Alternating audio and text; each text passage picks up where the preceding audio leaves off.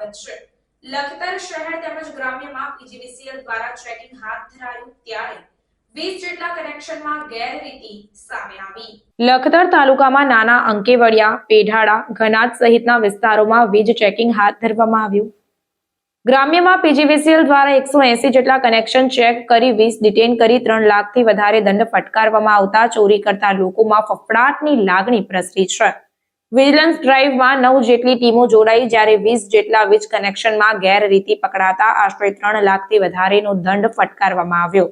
લખતર તાલુકાના ગ્રામ્યમાં જીઈબીને PGVCL vigilance corporate drive યોજાઈ હતી, જેમાં 180 વીજ કનેક્શન ચેક કરવામાં આવ્યા હતા। 20 વીજ કનેક્શનમાં ગેરરીતિ સામે આવવા પામી, જેમાં પીજીવીસીએલની નાના અંકેવડિયા, પેઢાડા, ઘનાદ ગામે વીજ ચેકિંગ હાથ ધરવામાં આવ્યું।